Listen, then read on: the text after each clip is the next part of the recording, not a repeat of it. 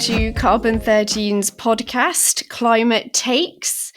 This is our chance to talk to our community about not only our founders, our investor community's takes on their industries and their sectors, but it's also going to be a call to action about what it takes to fight the climate emergency and reach net zero in our economy and keep this planet habitable for its people. I'm delighted that I'm joined by Eliot Brooks for this episode, Climate Takes Concrete, which gives you the clue that Eliot Brooks is co-founder of Cocoon Carbon, who works across both the steel and concrete sectors. A little bit more on that. We want to be one of the fastest moving climate tech hardware companies out there. It's a case of putting a cocoon unit or plant in every steel mill around the world. Oh, that is a very loaded question. I think in modern day society, unless you work in these industries, you're so far removed from how these things all around you get made. We've kind of started the fundraising process, and something's gone wrong here. I think when we got the results, we all had to have an hour of silence and alone time, the three founders. Elliot, how are you doing today? I'm doing great. Thank you so much for having me. Really looking forward to today's conversation. It's going to be good. In fact, actually, can we do a podcast vocab test first? Because what I love about concrete and steel is it's got some specific vocab going on. And I think our listeners need a bit of education on this. Can you just take us through what is cementitious material? What's clinker? And what does a slag handler do? Okay, perfect. Good. Three items to kick us off. Yes, so a supplementary cementitious material, which is the product that Cocoon ultimately produces, is a material that can be used to replace anywhere from 30 to 50% most commonly, but maybe even up to 95% of cement that would go into concrete. So you're supplementing the concrete mixture with the cementitious material to reduce the amount of cement that ultimately goes into the concrete. And that's really important. And the big reason people do this is because obviously cement is the bulk of the emissions that we find in concrete. Concrete is roughly 1.1 tons of CO2 per ton of concrete, and 90% of that is cement. So people are looking to supplement or replace what goes into concrete with a supplementary cementitious material to reduce the amount of cement effectively. The second one was Clinker. So that's effectively what you're producing when you're making cement. So when you put limestone into a kiln, you produce clinker, and that is effectively then you ground and used as ordinary Portland cement typically. And then the third was a slag handler. So slag is the byproduct from the steel manufacturing process. You get various types of slag depending on at which point in the process of going from iron ore to steel or scrap to steel the slag is produced. So the slag handler is the often third party contracted on site to move, manage, dispose or resell that byproduct. And it used to be deemed a waste material, but increasingly the industry is deeming it a byproduct because it has value in the market. Got you. And these byproducts matter because I don't think it's well understood that steel and concrete contribute such a percentage of emissions. Why do steel and concrete matter to net zero? And what's your take on what the industry is trying to do to reach net zero? Yeah, so they, between them, account for 15% of global greenhouse gas emissions. I think it's roughly 8% due to the concrete industry, which is by and large due to the production of cement, and then 7% to the steel industry. So these are pretty critical materials, right? We use them for all of the infrastructure we build. You won't find a major building project that doesn't involve steel or concrete. And when you think about all the construction that has to happen in the next 40 years as part of reaching net zero, so think solar farms, think new transport infrastructure, all of that's going to need more steel and more cement. Then there's new housing for the growing populations around the world, etc. So it's projected that over the next 40 years, we'll build double the amount of infrastructure as there is in the world today. That's the equivalent of adding a Manhattan every month. And so that means a lot more steel and a lot more cement and concrete than we've ever produced before. So if we don't decarbonize these two materials as fast as possible or find alternatives, we are going to really struggle to hit our limiting of global warming targets that we've set. So decarbonizing these two is really what Cocoon is focused on, and gets me excited and out of bed every morning.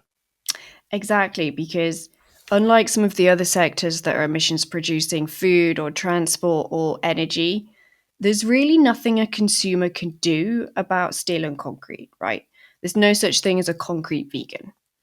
Yeah. You work in the building that you work in, you live in the building that is available for you to live in. Consumer power is quite weak in this area, which means that industry and innovators within the industry are the ones who have to stand up and lead it. Would you say the approaches of steel and concrete, the two industries, is differing for reaching net zero?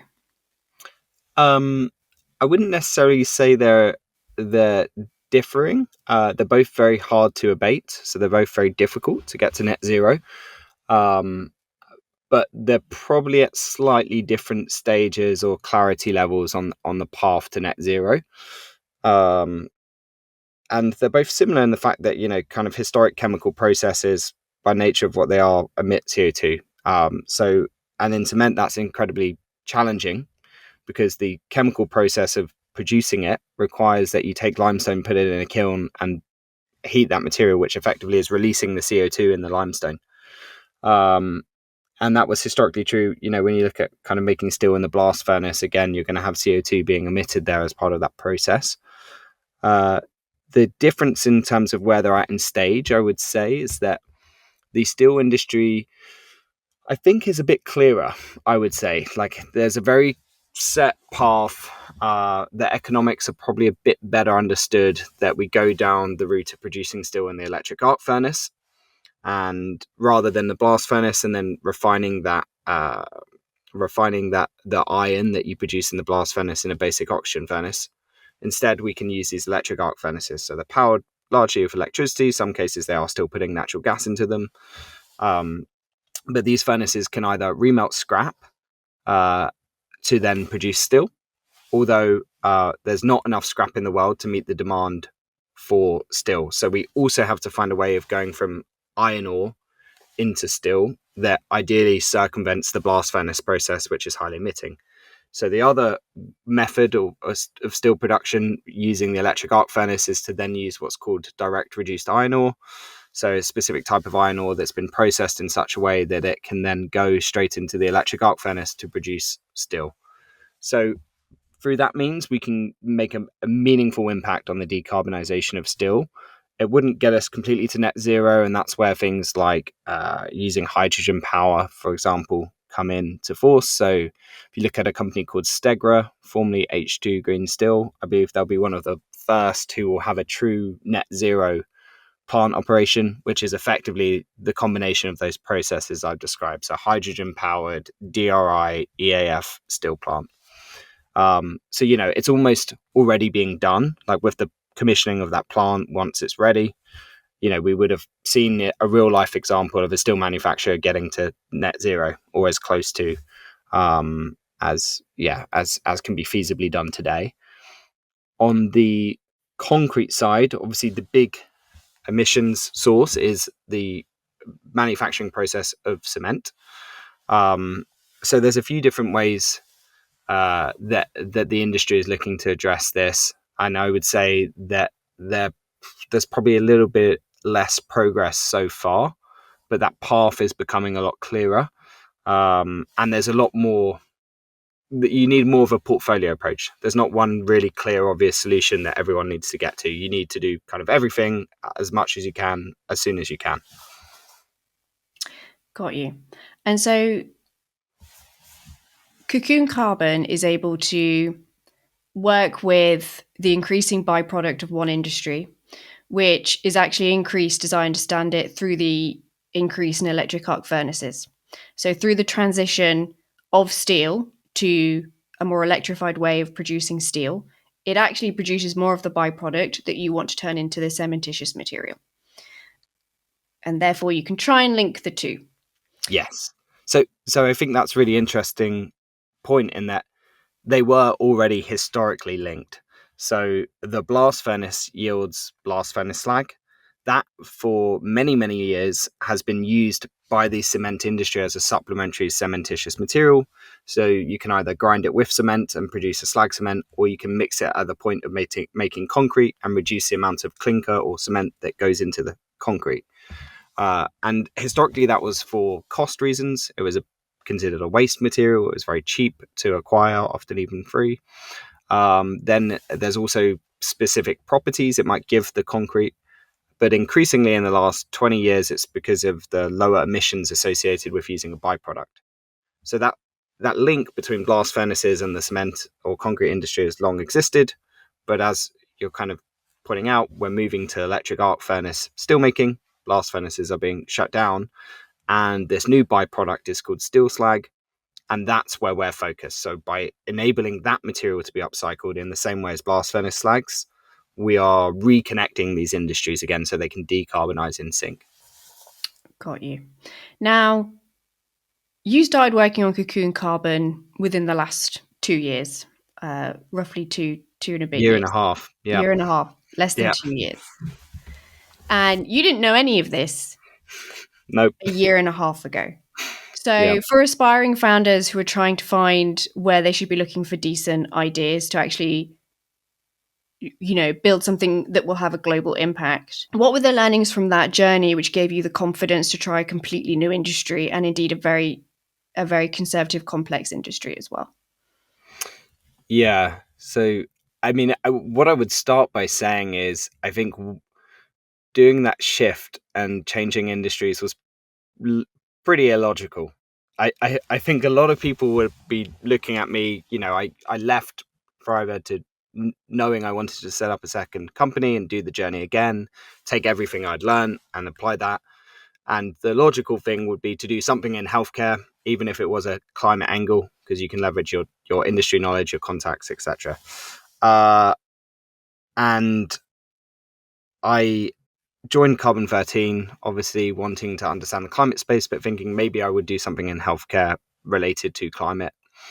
And instead, what I ended up doing was, co-founding Cocoon in a completely different industry, building hardware. Like you say, Fiverr was medical diagnostic kits, assembly. There was lots of operations and logistics, but it wasn't developing proprietary hardware. So yeah, it was very, very different. And I think that, you have to kind of think about what you're really good at in the context of Fiverr that is, or your previous roles that is transferable. So for me, this sounds quite nebulous, but I felt like I was really good at making things happen and getting things done. So getting a team together, getting them really focused on a project, getting everyone working well together, getting a really clearly defined goal, parameters, and path forward. And then I had a lot of, I guess, understanding around the kind of general ops and scaling challenges of hiring, building out the team, growing a company, that sort of thing. And I had learned a new industry before with Fiverr. That, I'm not a clinician, I'm not from a medical background, so I kind of learned a new industry in that case. But so focusing on what I felt like I could bring to the table was kind of what I had to remind myself, rather than telling myself, oh, you don't know anything about this. Like, it was patently clear from the beginning that I had a lot to learn, but it was focusing on how we actually progress and move the business forward. So yeah, the biggest learning was, I guess just kind of reminding yourself what you're good at, trying to stick to that, and recognizing that you're going to have a really steep learning curve, and not being afraid to not know the answer, to kind of go back to school. I watched a number of YouTube series on, every aspect of cement, and then getting to the point of concrete, reminding myself of the chemistry of the blast furnace that you learn when you're in, kind of 15, 14 years old in school and chemistry lessons. So you have to be quite humble, and find good advisors, industry experts who recognize what level you're at and are kind of comfortable explaining things at quite a basic introductory level initially.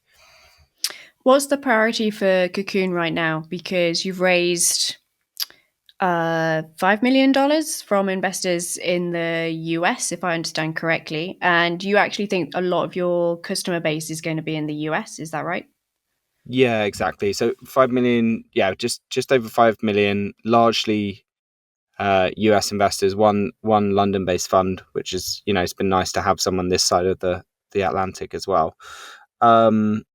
And yeah, for a couple of reasons, the US makes a lot more sense for what we're doing. One, they're a lot further in this transition to electric arc furnace steelmaking.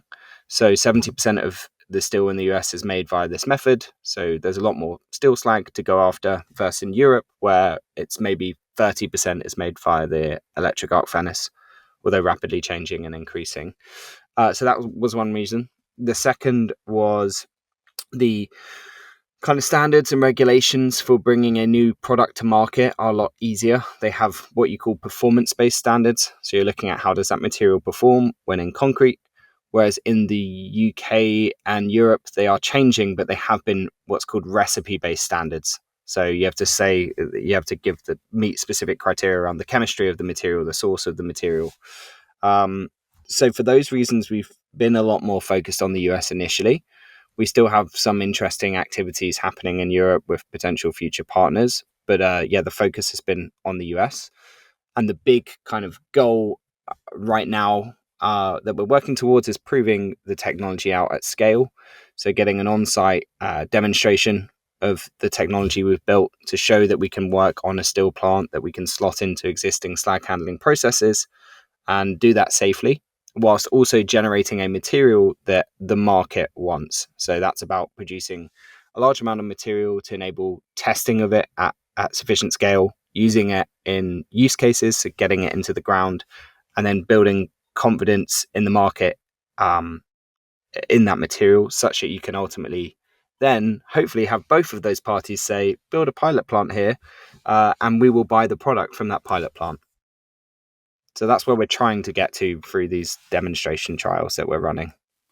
And everything that you've just described is a commercial decision. So I'm going to ask you a very loaded question, and I really want our listeners to pay attention to this. Are you a climate tech company? Oh, that is a very loaded question. We are. I mean, that's why we exist, but it's not why people should buy our product. So, that is very much what motivates us, what drives us, what causes us to work very hard and, do the founder life and the founder challenges. It's what galvanizes the team, but it's not how we're going to win customers.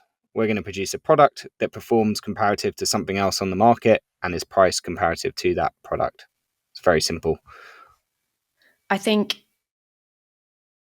everybody's looking for those business models, those products where the end result is significant reduction in emissions. Yeah. But it's the price comparison, the cost comparison, the properties of the product, which are going to commercially scale this startup.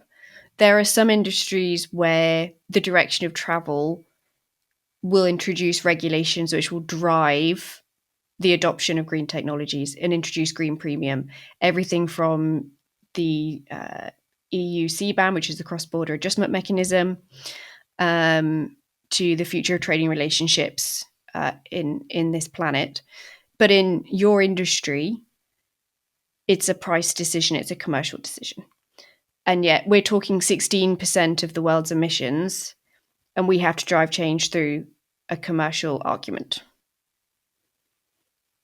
Yeah, exactly. I think that's the way it's got to be. The steel manufacturers, the slag handlers benefit because we're taking a product that maybe best case scenario has a resale value of $20 a ton, and we're processing it such that it can be sold for $100 per ton. So we enable them to share in that value uplift. And then ultimately we're producing a product that is growing in supply or already exists in tens and hundreds of millions of tons around the world, tens of millions of tons in the US. So the cement manufacturer or the concrete producer knows they can get the supply and the volumes they need. And we're doing it at a price that they might already be paying for another product when this performs comparatively. And, if you're buying blast furnace slag and using that, it's getting increasingly hard to access because they are shutting blast furnaces down, largely in the Western and Northern Hemisphere at least. And if you're using fly ash, which is another byproduct that comes from coal plants, that's used as a supplementary cementitious material. If you're using fly ash, it comes from coal plants. Guess what? It's happening to coal plants. We're shutting them down. So we offer a kind of alternative growing supply of a material at a price that is based on the market and the performance of that product. Why do you think you were able to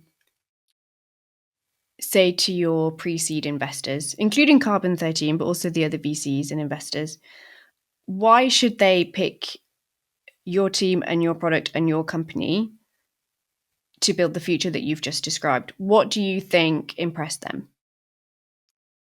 That's a very good question. It's a shame they're not here Yeah, I to should ask them as answer it. well, huh? But we can invite them in. No, but I think if I hazarded a guess, it was the ability of the team to deliver and perform and move at a very fast speed in a very short space of time. Carbon13 is all about solving the climate emergency as an emergency. I believe that what we're working on, by virtue of the fact that this material is produced in hundreds of millions of tons already around the world, the technology is challenging to build. It's not easy, but Yeah. if it can be done, then it's a case of putting a cocoon unit or plant in every steel mill around the world, and then it's a rollout challenge.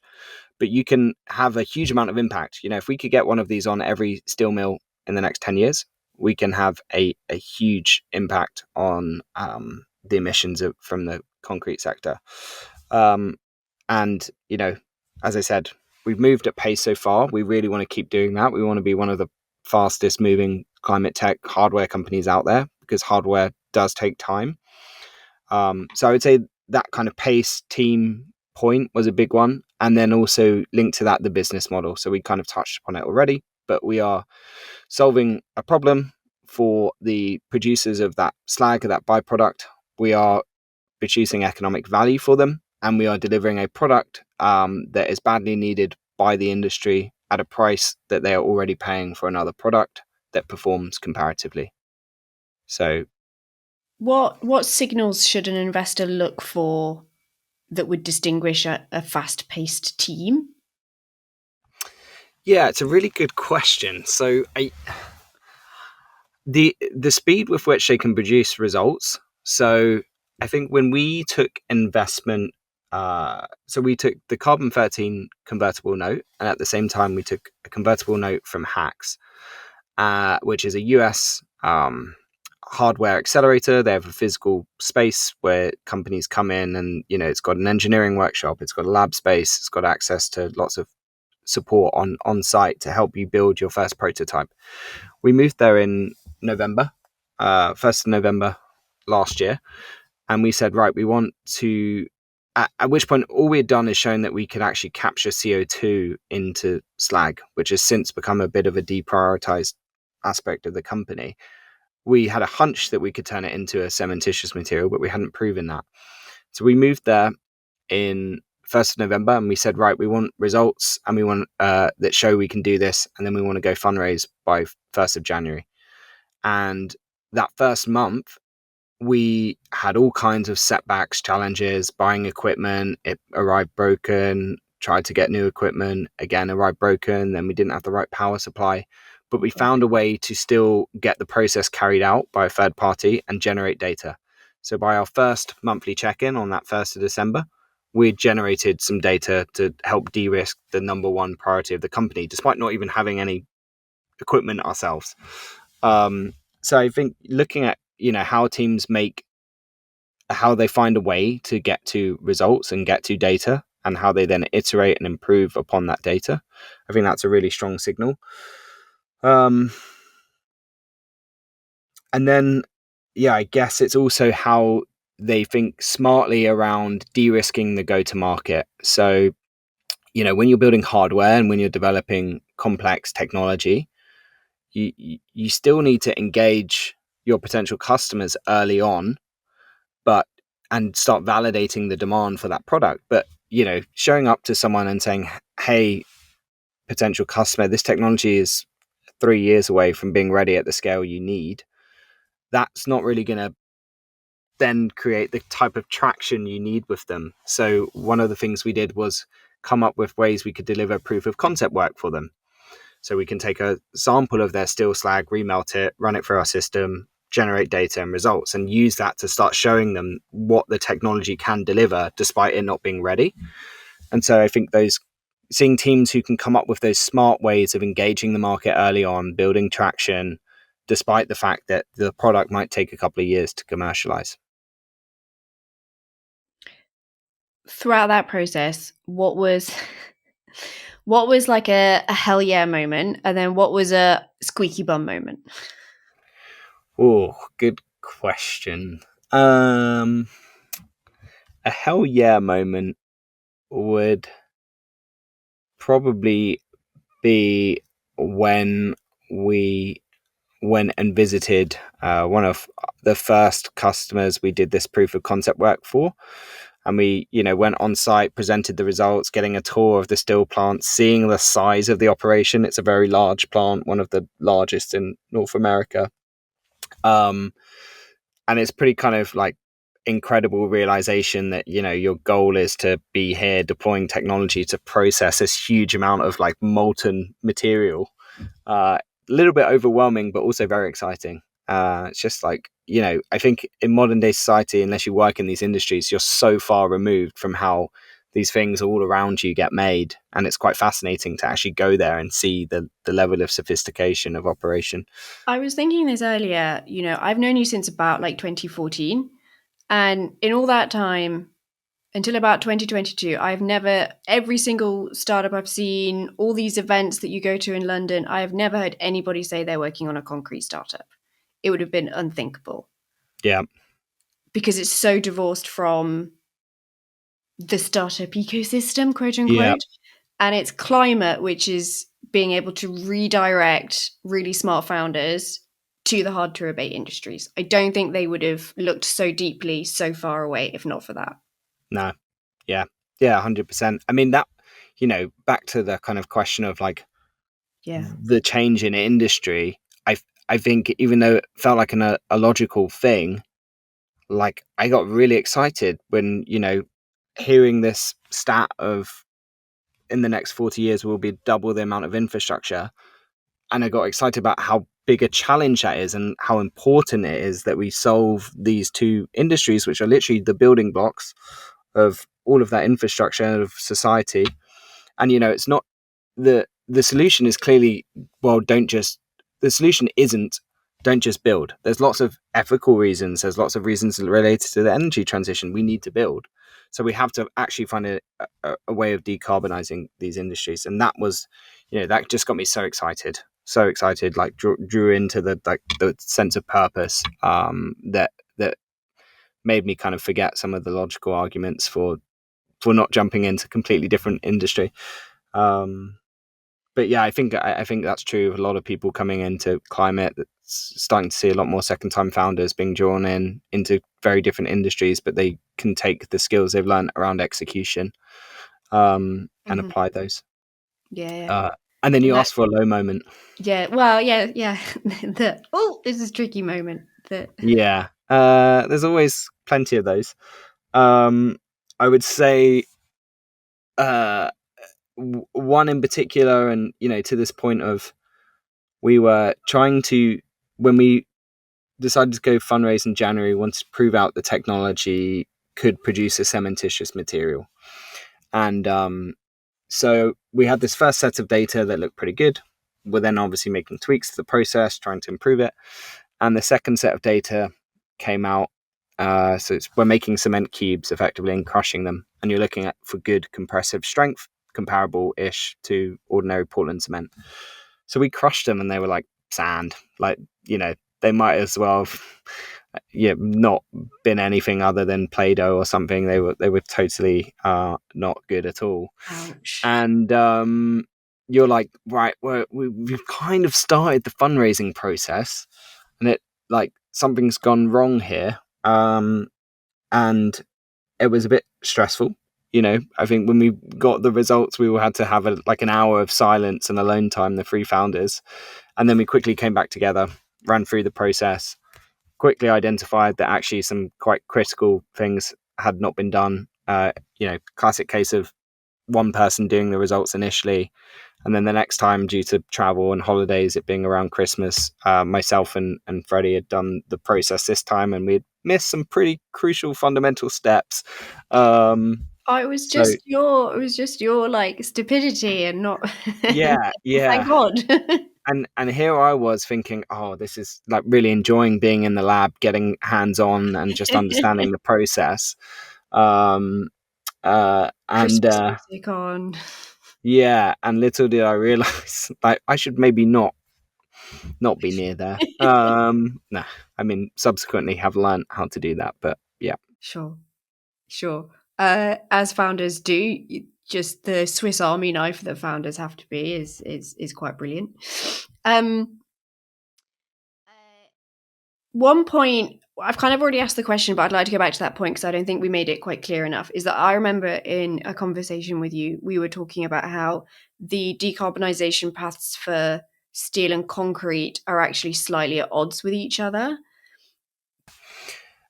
So with the steel industry, it's got a relatively clear, I say relatively, got a path to net zero that looks like transitioning away from the historic way of making steel, which is taking iron ore, producing pig iron in the blast furnace, refining that pig iron into steel in the basic oxygen furnace, and instead using electric arc furnaces, using electricity to power them, effectively remelting scrap or producing what's known as DRI, direct reduced iron ore, into an EAF to then go from iron ore to steel in one single furnace and one single process.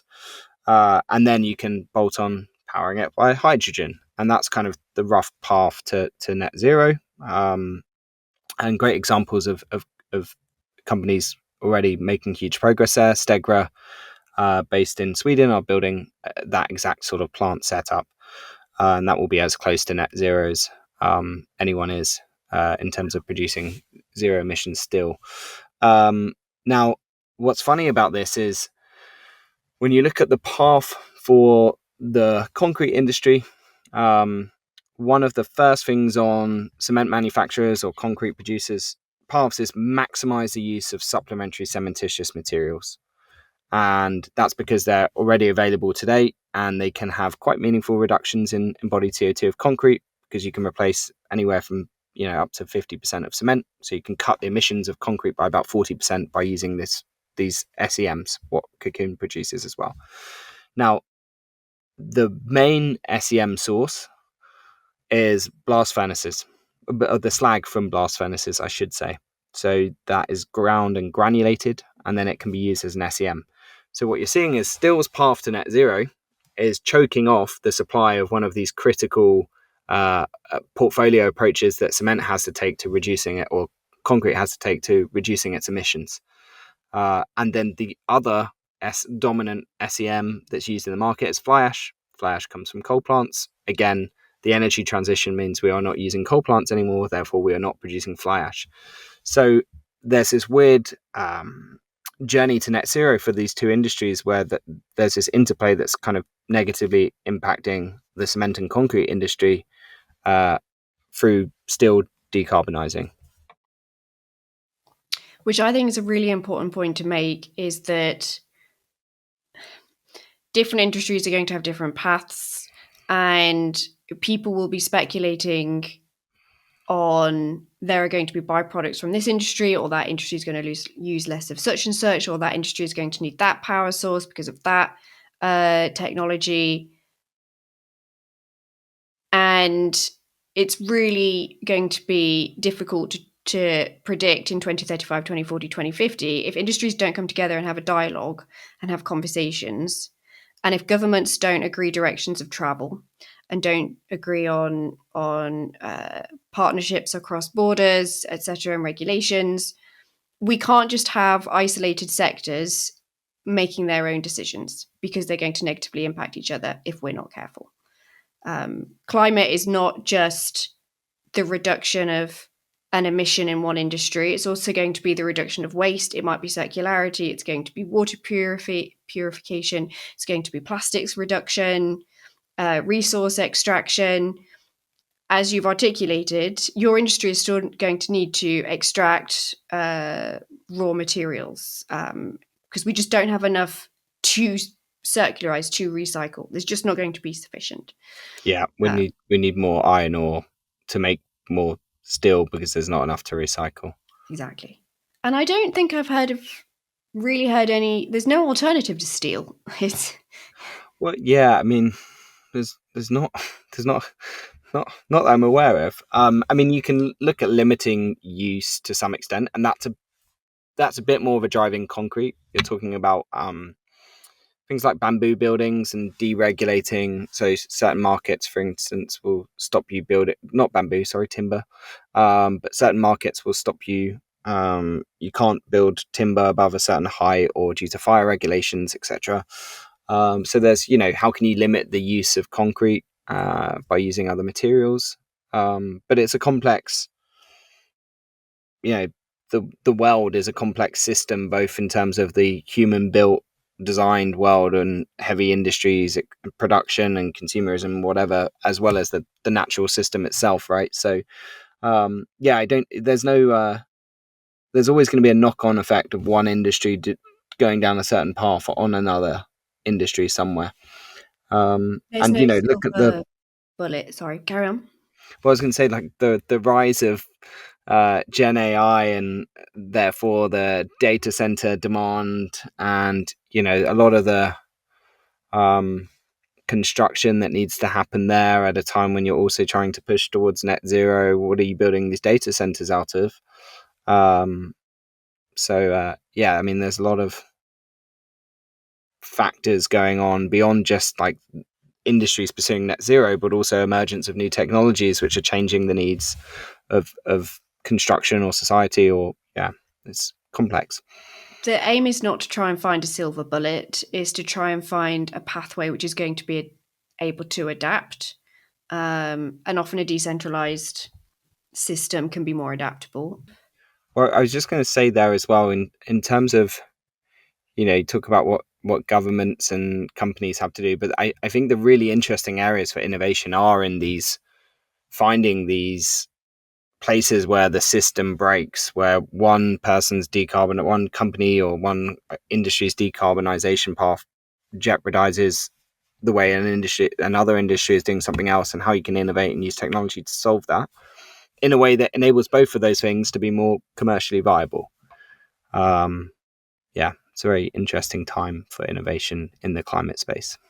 I would encourage both investors and founders, whatever idea you're looking at, really push yourself to look at the world in 2035 as a minimum, and not just an immediate problem at the moment. To the aspiring founders and the aspiring investors for climate listening to this, the climate curious, what would you say to them, Elliot? Yeah, so the founders, I would say that climate is a huge opportunity. It's really like the next industrial revolution in terms of opportunity, and you know, apart from using AI in climate, which I think is interesting, like, don't get on the Gen AI hype. It's overdone unless you're going to use it to solve climate, because that is the biggest crisis we face, and therefore a huge opportunity, and a way you can spend your time with a real sense of purpose and passion. So I would encourage you to explore opportunities within climate. And Carbon13 was a great way for me to do that personally.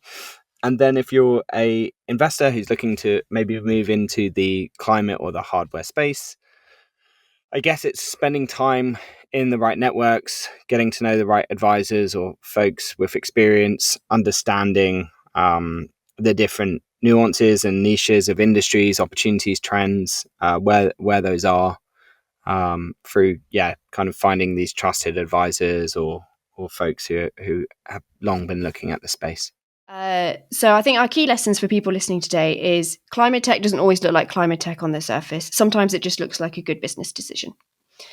And I think for investors listening to this as well, building up the networks about how to understand how you invest in hard tech and deep tech is going to be where some of the most exciting chances to support some of the UK's most exciting entrepreneurs is going to come. So I deeply encourage you to do that. And you're very welcome to reach out to Carbon13. We can make some introductions and talk about our world further. The climate emergency is here. 2024 has not been a great year, not a great leap forward for the climate emergency on many measures. Climate is going to take patience. It's going to take teamwork.